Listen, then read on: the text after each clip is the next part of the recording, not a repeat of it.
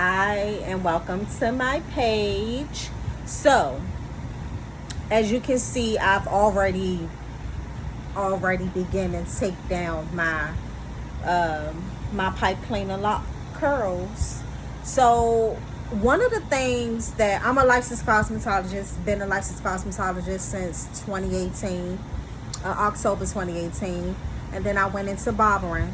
That's just a little history, so you will understand like where I'm coming from, and it's coming from a good place. So I would say this: look, I know there's a lot of tutorials on here on how to actually do a, um, a pipe cleaner curl. However, from when I was struggling, because they didn't teach me this in cosmetology school or whatever. However, I was curious to know how to actually do a pipe cleaner curl. Now there's so many tutorials on how to actually obtain this curl or whatever. I've had my curls in for a week now. My birthday was on July 12th, and I went to Vegas, and Vegas heat, no humidity, but the heat, yeah, it was crazy. So I did see a lot of tutorials just pulling the pipe cleaners just out after they unhook them at the bottom. Please don't do that. Please don't do that. I want to properly show you. I've already begun, so I unwrap it. Like, I know a lot of people have like the little hook on the end, as you can see. Oops. As you can see, a lot of people have the little hook on the end. But I want to say that you don't have to always have that hook unless you want to. And one of the things I do is loop, not a hook, loop. One of the things I do to help my hair stay in place is I may loop my lock through the loop here, and then I close it and secure it at the ends. And I would get this right here. It'll be, some of them are like this, where you can see where I actually did loop it in. And then I have this look where I just didn't have the loop. I didn't create the loop at the end of my pipe cleaner, and I took some of it and I just wrapped it around. I wrapped my lock around, and then I just secured it this way. And it's also good if for people who have like some locks that are uneven, and you have that extra pipe cleaner or whatever, you take it after you secure it with the other one, and then you take it and you just secure, and so that you can hold that part down, and then do a little tuck. And that's what I did. It looked way better than that. I'm just giving you a little idea of what I done. It's the same context with or without the loop. However, this tutorial is about the proper takedown of a pipe cleaner. So of course you can see here where I've unraveled it. I had two.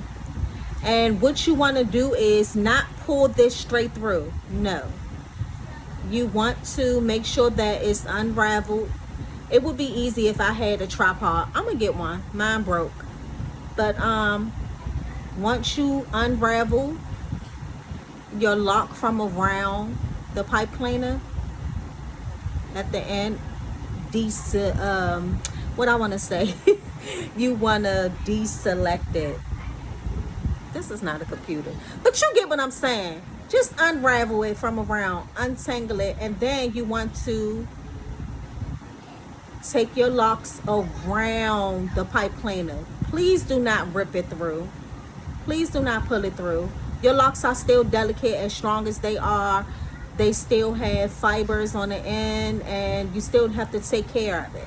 So just like with the regular curl, even if you're using a perm rod, if you have locks or not, if you're using a perm rod, or if you're using a regular curl where you on base, off base, half base, and you snap the little piece on to hold it in place, you take that piece off or unhook the perm rod and you roll it down. And that's pretty much what I'm doing.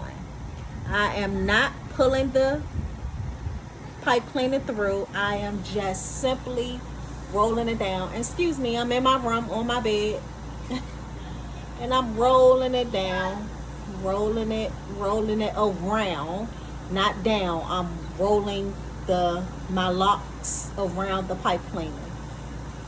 And sometimes it get a little tangled, but that's okay as long as you're not taking the entire pipe cleaner through.